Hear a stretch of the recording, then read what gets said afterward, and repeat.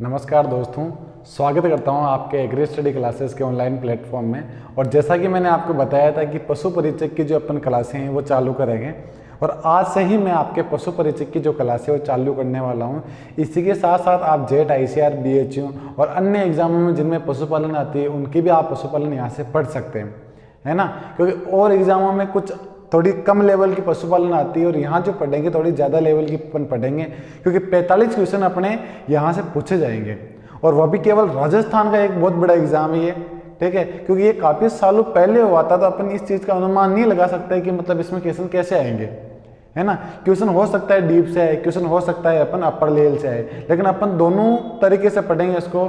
थोड़ा डीप भी जाएंगे, थोड़ा ऊपर ऊपर भी रहेंगे। जहां हमें लगता है कि अपन यहाँ पे ऊपर को पढ़ना चाहिए, इससे अंदर नहीं पूछा जाएगा, और हमें लगता है कि यहाँ से अपन को गहराई से पढ़ना चाहिए, तो अपन वहाँ से गहराई से पढ़ेंगे, है ना। तो चालू करते हैं अपन किसी भी टाइम को बर्बाद किए हुए, और चालू कर रहे हैं अपन पशु परिचय का जो सिलेबस है उसके अनुसार। आपके पशु परिचय की जो सिलेबस है उसमें आपके 6 पशु और एक पशु और पक्षी कहने वाला मुर्गी दी हुई है। गाय, भैंस, भेड़, बकरी और मुर्गी, ऊंट के बारे में अपन क्या करेंगे, यहाँ फुल डिटेल से स्टडी करेंगे, है ना। तो पहली बात करता हूँ मैं आपसे गाय के बारे पे, है ना। तो गाय की अगर मैं बात करूं, और सबसे पहले बच्चों याद रखना, अपने एक एक करके पशु का पहले इंट्रोडक्शन पढ़ेंगे, क्योंकि जब अपन किसी चीज़ का इंट्रोडक्शन पढ़ लेते हैं तो फिर उनकी नस्लें पढ़ने में अपने को परेशानी नहीं आएगी बच्चों, है ना। क्योंकि पहले उनका इंट्रोडक्शन जानना अपने लिए बहुत जरूरी है। जैसे अपन बात करते हैं गाय की, तो गाय की मैं सबसे पहले बात करूँ इसके वैज्ञानिक नाम की। किसकी बात करूँ? वैज्ञानिक नाम की। तो गाय का वैज्ञानिक नाम होता है वो बच्चों बोस इंडिकस। क्या नाम होता है? बोस इंडिकस। और एक नाम होता है बोस टारसस। क्या नाम होता है? बोस टारसस। टारसस। अब देखो ये 2 प्रकार के वैज्ञानिक नाम है। आपको थोड़ा डाउट होगा कि बोस इंडिकस, बोस टारसस में कौन सा याद करें, तो याद रखना अगर बच्चों इंडिया, इंडिकस से याद रखना इंडिया। इंडिया का मतलब भारतीय ना, तो भारतीय अगर बात करूं, भारतीय गायों का अगर वैज्ञानिक नाम की पूछा जाए तो कौन सा आंसर लगाना है? बोस इंडिकस। अगर अपने को भारतीय गायों ना विदेशी गायों की अगर अपन बात करें कि अपने विदेशी गायों का वैज्ञानिक नाम क्या है, तो कौन सा है? अपने बोस टारसस इसका अपने वैज्ञानिक नाम बनता है। अब बात करता हूँ आगे इसके कुल की। किसकी बात करता हूँ? कुल की। और कुल की बात करूँ तो बच्चों बोविडी इसका कुल आता है। क्या आता है? बोविडी इसका कुल आता है। और बोविडी की जैसे याद करो तो बोविडी अपने गाय, भैंस, भेड़ और बकरी, इन सभी का कुल क्या माना जाता है बच्चों? अपने बोविडी माना जाता है। हालांकि मुर्गी और ऊंट का कुल अलग अलग है, लेकिन इन चारों का कुल सेम क्या आएगा? आपके बोविडी नाम से आएगा। आगे बात करता हूं मैं इनके गुणसूत्रों की, और गुणसूत्रों को मैं डायरेक्टली CN लिखता हूं बच्चों, क्रोमोसोम नंबर, है ना। तो बात करता हूं इसके गुणसूत्र पाए जाते हैं 2n = 60। कितने पाए जाते हैं? 2n = 60 पाए जाते हैं। आगे बात करता हूं बच्चों इसकी नस्लें की। इसकी नस्लें टोटल कितनी रजिस्टर बात करो तो बच्चों इसकी नस्लें जो अपना भारत है, तो भारत में एक संस्थान आती है NBAGR, और इसकी फुल फॉर्म की बात करो तो national bureau of animal genetic resources, जो अपने करनाल हरियाणा उपस्थित है। कहाँ पे? करनाल हरियाणा, यहाँ पे उपस्थित है। और ये क्या करती है, अपनी जो भी भारत में जो भी अपने गाय, भैंस, भेड़, बकरी या ऊंट, मुर्गी की बात करूँ, जो भी नस्लें यहाँ से रिलीज होती हैं उनको रजिस्टर्ड करने में काम कौन करती है? अपने NBAGR करती है, और इसका संस्थान करनाल हरियाणा में उपस्थित है। अगर बात करूँ मैं अपने गाय की, तो गाय की अगर मैं बात करूँ तो टोटल इसकी नस्लें कितनी रजिस्टर्ड है? 53। हालांकि याद रखना बच्चों 40 और 41 आपकी बहुत सारे बुकों में आपको इसका मिलेगा, लेकिन सन 2022-23 के अनुसार, सन 2022-23 के अनुसार इसी की वेबसाइट आपको मिलेगी, और इसी की वेबसाइट में गाय की टोटल आपको 53 नस्लें वहाँ पे रजिस्टर्ड मिलेगी, जो आपको अच्छी तरीके से याद रखना है। आपको बहुत सारी बुकों में मिलेगी 40, कहीं मिलेगी 41, लेकिन वो आपको याद नहीं रखना है। इसी सत्र के आपकी 22-23 के अनुसार 53 नस्लें रजिस्टर्ड है, वो आपको याद रखनी है, ठीक है। ये बात होगी बच्चों अपन गाय की छोटा मोटा इंट्रोडक्शन। इसके बारे में अगली बात करते हैं अपन कि विश्व में सबसे ज्यादा गाय कहाँ पाई जाती है। तो मैं बात करता हूँ कि विश्व में सबसे ज्यादा गाय कहाँ पाई जाती है, तो आपको आंसर क्या लगा के आना है? वहां पर ब्राजील देश। कौन सा देश? ब्राजील देश। सबसे ज्यादा अपने गाय कहाँ पाई जाती है? ब्राजील के अंदर। अगर मैं बात करूँ कि भारत के अंदर सर्वाधिक गायें कहाँ पाई जाती है, तो आपको आंसर लगाना है वहां पश्चिमी बंगाल। क्या लगाना है? पश्चिमी बंगाल, आपको वहां आंसर लगा के आना है। अगली बात करता हूं मैं कि राजस्थान में, क्या बात कर रहा हूं कि राजस्थान में सबसे ज्यादा गाय कहाँ पाई जाती है, तो याद लगाना है बच्चों आपको बीकानेर। क्या आंसर लगाना है, बीकानेर। कितनी पाई जाती है, पॉपुलेशन की याद रखना 1.09 मिलियन आपकी क्या पाई जाती है, गायें। और राजस्थान की अगर मैं बात करूं कि राजस्थान भारत में कौन सी पोजीशन रखता है या कौन सा स्थान रखना है गायों के मामले, तो राजस्थान रखता है 6वां स्थान। और 6वां स्थान में कितनी पाई जाती है, 13.17 मिलियन क्या पाई जाती है, गायें पाई जाती है। यह बात आपको कंटेस्ट याद रखना है, ठीक है बच्चों। अपन डीपली और ऊपर ऊपर हर प्रकार से बात करेंगे इन चीजों की। तो ये नॉर्मली मैंने गाय का इंट्रोडक्शन दिया, जिसमें मैंने आपको वैज्ञानिक नाम, कुल क्रोमोसोम नंबर, नस्लें कितनी है, विश्व में कहाँ सबसे ज्यादा पाई जाती है, भारत में कहाँ पाई जाती है, राजस्थान में कहाँ पाई जाती है, कौन सा स्थान राजस्थान रखता है भारत के अंदर, और कितनी गायें पाई जाती है राजस्थान के अंदर, कितनी गायें बीकानेर के अंदर पाई जाती है, ठीक है। तो ये बात मैंने आपसे की है।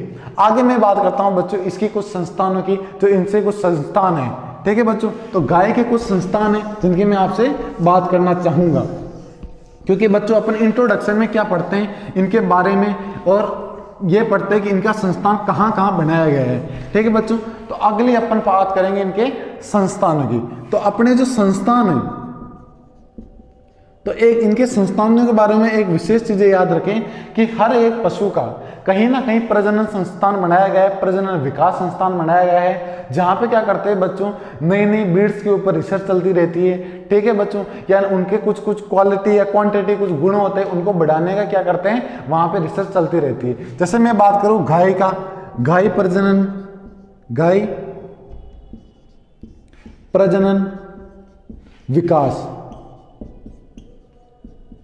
विकास संस्थान है ना, संस्थान। तो ये कहाँ पे स्थित है, ये बात करो तो बच्चों ये बस्सी के अंदर स्थित है। कहाँ पे, और बस्सी कहाँ पड़ता है बच्चों, जयपुर के अंदर पड़ता है। लेकिन हो सकता है बच्चों जयपुर ग्रामीण हो, जयपुर उत्तर हो, जयपुर दक्षिण हो, मेरे को कंटेस्ट याद नहीं है बस्सी कहाँ पे पड़ता है। तो आपको बस्सी, और आप जीके में जिस प्रकार पढ़ते हो, क्योंकि बच्चों मैं एग्रीकल्चर बैकग्राउंड से आता हूँ, तो मेरे को जीके का इतना नॉलेज नहीं है।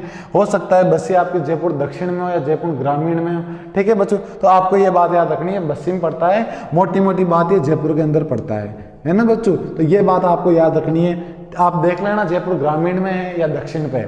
ये मैंने गाय के प्रजनन विकास के संस्थान की बात करी, और इसी के अनुसार बच्चों गाय की अलग अलग नस्लें, उनके प्रजनन संस्थानों को अलग अलग जगह रखा गया है। जैसे बात करूं मैं जर्सी गाय की, हालांकि जर्सी गाय एक विदेशी नस्ल मानी गई है बच्चों, इसको अपने को राजस्थान की नहीं देखनी है। राजस्थान की जो गाय है उनमें ज्यादा जोर देना है, क्योंकि ये एग्जाम राजस्थान लेवल का है बच्चों।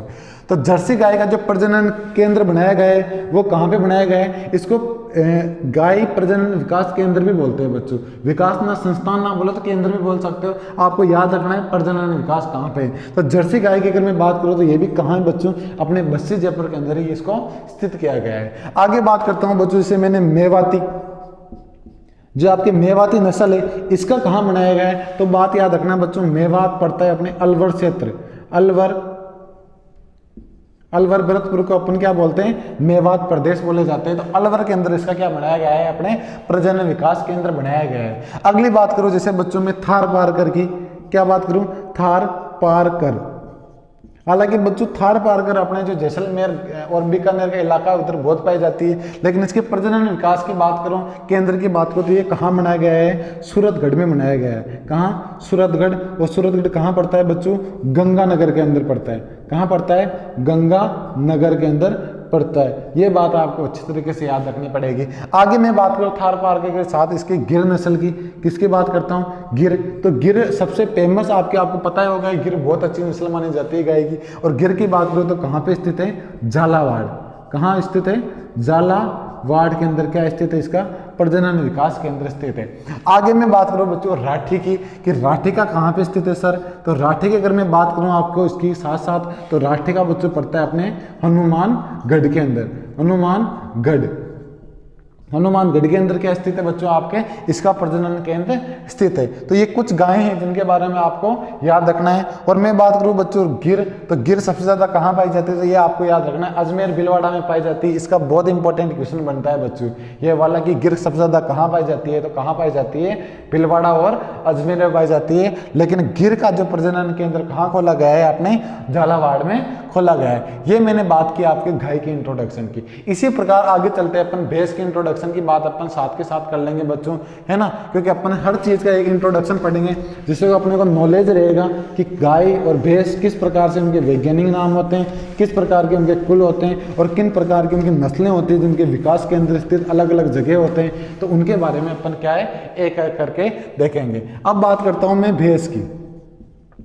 तो भैंस मेरे आती है और भैंस को क्या करते हैं, इसके वैज्ञानिक नाम की मैं पहले बात करता हूं आपसे। तो इसका वैज्ञानिक नाम क्या है बच्चों, इसका वैज्ञानिक नाम है बच्चों अपने बुबेलिस, बुबेलिस, बुबेलिस और बुबेलिस।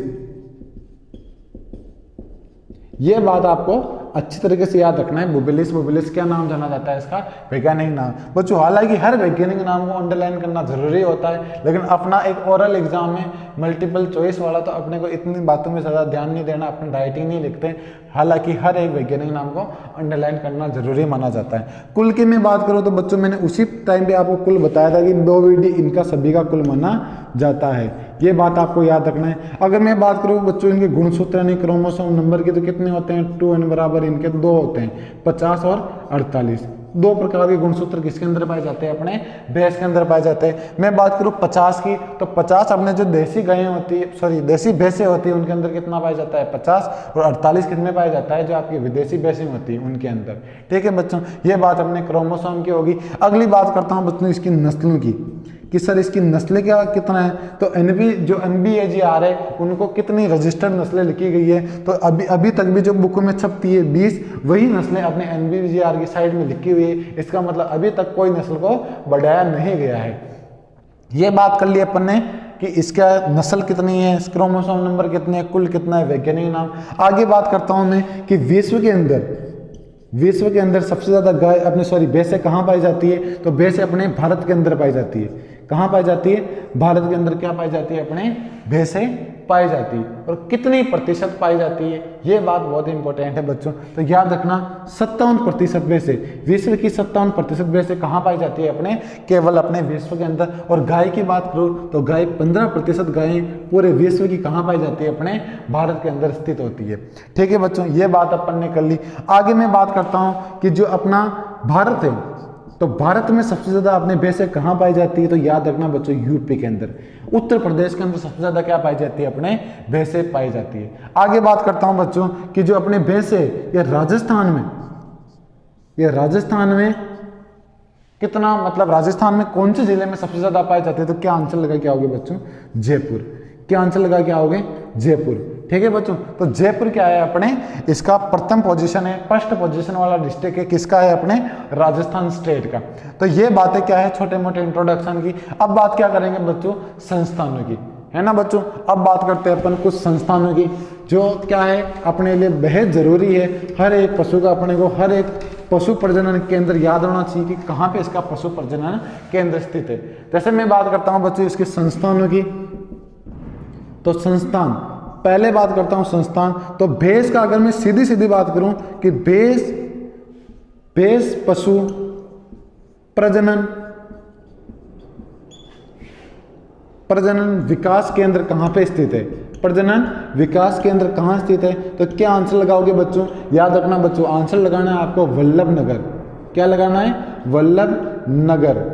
और वल्लभ नगर आपको पता ही है कहां पड़ता है, उदयपुर के अंदर। कहां पड़ता है, उदयपुर। हो सकता है बच्चों वल्लभ नगर स्वयंवर में पड़ता हो, ठीक है, क्योंकि मेरे को इतना, मैंने पहले बताया आपको कि ये जगहों का मेरे को इतना आइडिया नहीं है, लेकिन आपको वल्लभ नगर वहाँ जगह जरूर मिलेगी। ठीक है बच्चों, क्योंकि ये हो सकता है स्वयंवर के अंदर आ गया हो, तो एक बार आप जरूर देख लें इन स्थानों को। ठीक है बच्चों, क्योंकि हो सकता है वहाँ वल्लभ नगर ना दे के आपको स्वयंवर दे दिया जाए। ठीक है बच्चों, तो ये बात आपको बेहद जरूरी है जो याद रखने वाला है। ठीक है बच्चों, मैंने बात कर ली भैंस पशु प्रजनन विकास केंद्र, ये बात आपको याद रखना। इसी के साथ में एक प्रजनन, इसका मतलब सॉरी एक संस्थान हो रहे हैं केंद्रीय भैंस प्रजनन विकास केंद्र। और बच्चों इन्हें संस्थान भी बोल सकते हो, केंद्र ना बोलो। और ये केंद्रीय लेवल पे है। कहाँ पे बच्चों?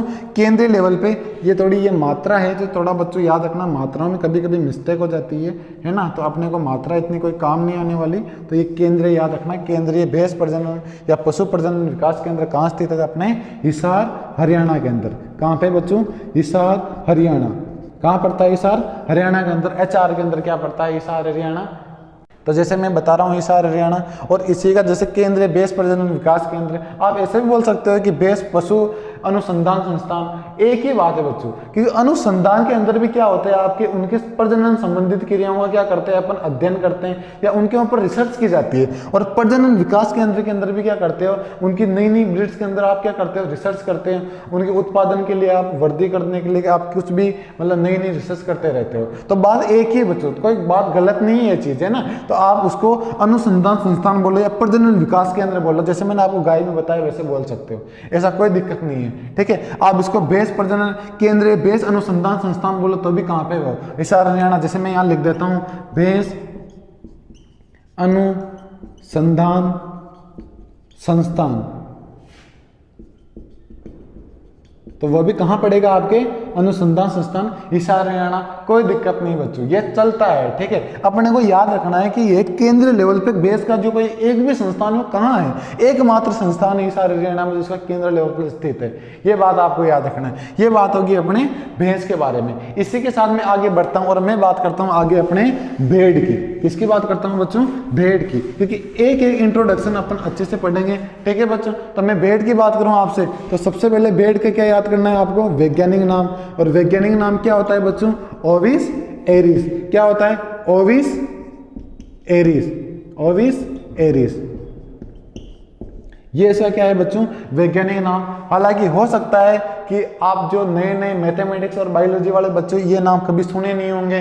ठीक है बच्चों, तो आपको एक 0 लेवल से यहाँ से तैयारी करवाई जाएगी। ठीक है बच्चों, जो अब एग्रीकल्चर फील्ड से उसकी तो कोई दिक्कत है नहीं, वो तो पशुपालन पहले से पढ़ लेता है 11-12 पे। लेकिन जो बायो मैथमेटिक्स वाले आपके बायो और मैथमेटिक्स वाले बच्चे हैं, ठीक है, या आर्ट्स वाले बच्चे हैं, ठीक है, क्योंकि फॉरम तो हर बच्चा भर सकता है इसका।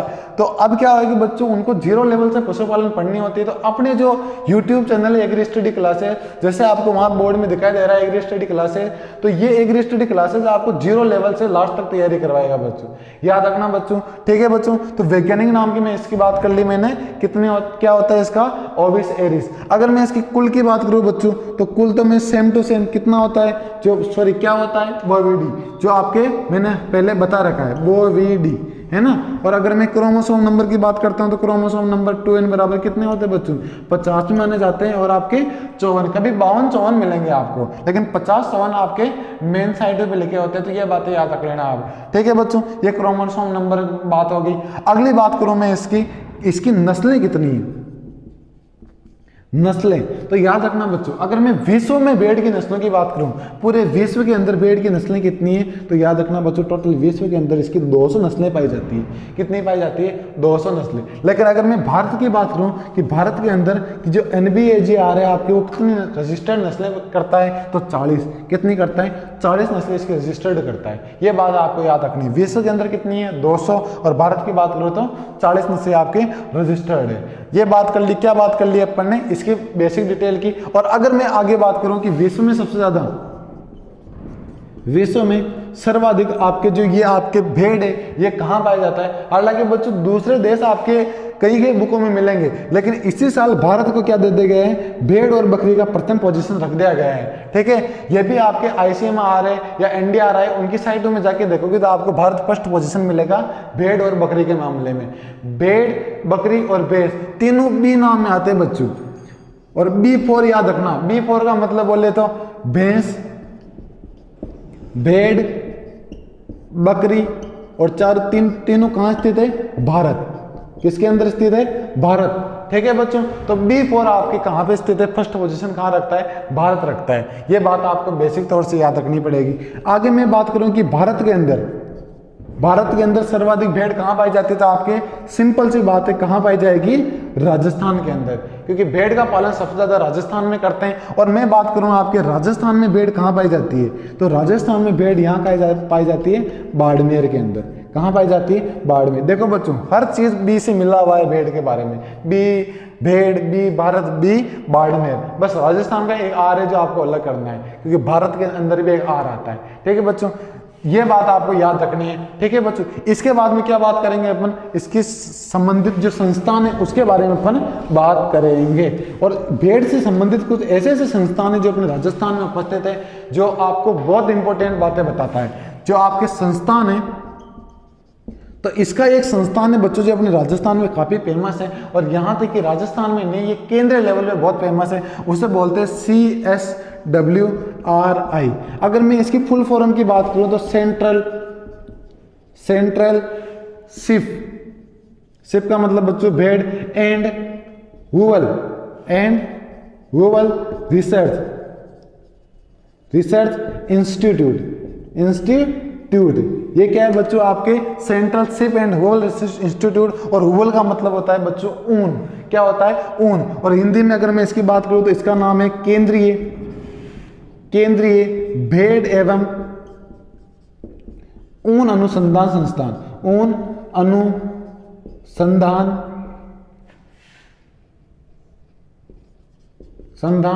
संस्थान। क्या है बच्चों? ऊन अनुसंधान संस्थान। और ये कहां पे स्थित है? आपके अविका नगर पे। कहां पे? अविका नगर। और आपको पता है बच्चों, अविका नगर को भी अलग अलग डिस्ट्रिक्टों में शामिल कर रहे हैं आजकल अपनी गहलोत साहब। तो याद रखना, अविका नगर याद रखना है ना, क्योंकि मालपुरा टोंक के अंदर एक आपके अलग अलग जो ब्रीड निकालने, भेड़ की ब्रीड निकालने के संस्थान उपस्थित है। तो अविका नगर टोंक है ना, ऐसा याद रख लेना, अविका नगर टोंक। और अविका नगर को भी आप अलग अलग डिस्ट्रिक्टों में जा रहे हैं तो आपको अविका नगर याद रखना है मेनली। और मैंने जैसे आपको बताया कि स्थानों के बारे में आप थोड़ा सा इसमें देख लेना। देखो अविका नगर कहाँ पड़ता है? हाँ, फिक्स जगह है कि अविका नगर ही है, लेकिन ये डिस्ट्रिक्ट कौन से में आ गई है मेरे को आइडिया नहीं है। हालांकि टोंक में, मेरे अनुसार टोंक में, लेकिन गहलोत जी कृपा हो जाए तो कहीं और भी चेंज हो सकता है ना, तो गहलोत जी कुछ भी कर सकते हैं, नथिंग इज इम्पॉसिबल, है ना बच्चों। तो ये संस्थान याद रखना, CSWRI, जो एकमात्र संस्थान है आपके भेड़ से संबंधित, और ये काफी इंपॉर्टेंट है। और ये भी याद रखो, ये केंद्रीय लेवल का है और राजस्थान में उपस्थित है, सबसे बड़ी बात। और एग्जाम भी कौन सा है? राजस्थान लेवल का। तो हो सकता है कि ये क्वेश्चन आपके दिख जाए वहां आपको। तो ये बात होगी अपने किसकी?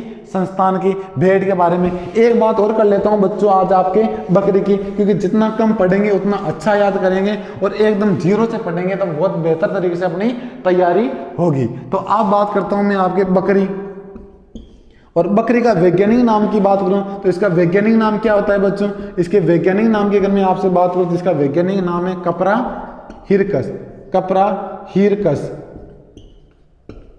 कभी कभी कापरा हिरकस भी कोई बुक में मिल जाता है बच्चों, तो ऐसे कंफ्यूज नहीं होना है। कपरा हिरकस भी इसका वैज्ञानिक नाम एक तरीके से सही माना जाता है। और मैंने जैसे आपको पहली बात बताया, अंडरलाइन करना बहुत जरूरी होता है जब आप लिखते हो। तो मैं यहाँ ब्लैक कर देता हूँ आपके, लेकिन अपना ओरल एग्जाम में मल्टीपल चॉइस वाला तो वहाँ आपको कोई दिक्कत नहीं आने वाली है। बात करें कुल की, तो कुल की मैं बार बार बात नहीं करना चाहूंगा, आप आपके हिसाब से कॉपी में लिख सकते हो। ठीक है बच्चों, आगे मैं बात करता हूँ गुणसूत्रों की। तो यहाँ डायरेक्टली मैं 2N लिखता हूँ कि 2N का मतलब वो गुणसूत्रों के बारे में प्रदर्शन करने के लिए अपने से बात कर रहा है। ठीक है, तो 2N का मतलब जो ड्यूप्लॉइड होता है, अपने द्विगुणित होता है, उनके बारे में बात कर रहा है ना। तो 2N बराबर इसके अंदर कितना होता है बच्चों? इसके अंदर भी कितने होते हैं? 60। गाय और अपने जो गाय और जो आपके बकरी होती है, दोनों में लगभग क्या होता है? गुणसूत्र समान होते हैं। ठीक है बच्चों, तो 2N बराबर क्या होता है आपके? 60 होता है। आगे बात करें इसकी नस्लों की, नस्लें कि सर बकरी की नस्लें अपने राजस्थान में कितनी रजिस्टर्ड है? तो बकरी की नस्लें बच्चों कोई फिक्स नहीं है अभी। जो अपने NBGR है, इन्होंने अपने अपडेट नहीं किया हुआ है। जैसे ही अपडेट करते हैं मैं आपको सूचित करूंगा। हालांकि इसकी नस्लों के बारे में कभी कभी बात होती है, इसकी नस्लें कभी 23 दी गई है, कभी कभी यूं पढ़ते कि केवल 9 नस्लें इसकी दी गई है। 9 नस्लों से ज्यादा नहीं पढ़ाई जाती। कभी कभी इसकी नस्लें कुछ बुकों में मिलती है कि इसकी नस्लें हैं जो 46 है, लेकिन आपको ऐसे याद नहीं रखने हैं बच्चों, है ना, क्योंकि अपने जो कंटेस्ट डाटा है वही आपको याद रखने हैं, क्योंकि हो सकता है इनकी नस्लों से आपको क्वेश्चन पूछे जाए। तो ये नस्लों में आपसे एक यहाँ छोड़ रहा हूँ, और जब आपकी अपडेट कर देगा NBGR तो मैं आपको इनकी नस्लों के बारे में आपको बताऊंगा। ठीक है बच्चों, और अगर बात करते हैं कि विश्व में सबसे ज्यादा अपने क्या पाई जाती है, बकरी कहाँ पाई जाती है, तो मैंने आपको बीफ और पहले बताया कहाँ पाई जाएगी, आपके भारत के अंदर बकरी आपके स्थित है। अगर आपको कुछ कुछ बुकों में सोमानिया प्रदेश में मिलेगा, सोमानिया में बकरी बहुत पाई जाती है, ऐसा कुछ नहीं है बच्चों। लेकिन सोमानिया क्या है, आजकल जो अपडेट है, जो आपने क्या है देशी बकरियों की पूछा जाएगा, देशी बकरियों का जो हाईएस्ट परसेंटेज है वो अपने भारत के अंदर है, तो फर्स्ट पोजीशन के मामले में भारत आंसर जाएगा। हो सकता है सोमानिया आ जाए, लेकिन सोमानिया अगर आ गया तो वहां आपको स्पष्ट रूप से आंसर क्वेश्चन मिलेगा कि देशी एंड विदेशी बकरियों में फर्स्ट पोजीशन कौन सा स्टेट, कौन सा देश रखता है, तो सोमानिया प्रदेश रखता है आपका। कौन सा रखता है? सोमानिया प्रदेश। लेकिन आपको नॉर्मली क्वेश्चन पूछा जाएगा बकरी के मामले में प्रथम पोजीशन कौन सा देश है, तो अपना प्यारा भारत प्रदेश वहां अपने प्रथम पोजीशन रखता है। आगे बात करता हूं मैं कि भारत के अंदर सबसे ज्यादा बकरी कहां पाई जाती है, तो ये भी सिंपल सी बात है, कहां पाई जाएगी, अपने प्यारे राजस्थान के अंदर पाई जाएगी। अगर बात करता हूं कि भारत राजस्थान के अंदर बकरी कहां पाई जाती है, तो ये भी कहां पाई जाएगी बच्चों, बाड़मेर के अंदर। कहां बच्चों?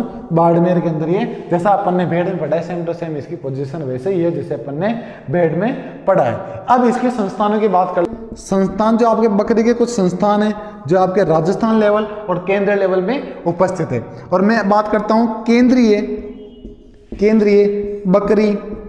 बकरी अनुसंधान केंद्रीय बकरी अनुसंधान संस्थान। और केंद्रीय बकरी अनुसंधान संस्थान कहाँ पे स्थित है, तो केंद्रीय बकरी अनुसंधान संस्थान की मैं बात करूं तो ये कहाँ पे, मखदूम। और मखदूम कहाँ पे, मथुरा। कहाँ है बच्चों? मथुरा। और मथुरा कहाँ पड़ती है, अपने यूपी के अंदर पड़ती है, केंद्रीय बकरी अनुसंधान संस्थान। अगर मैं बात करूं राजस्थान में बकरी अनुसंधान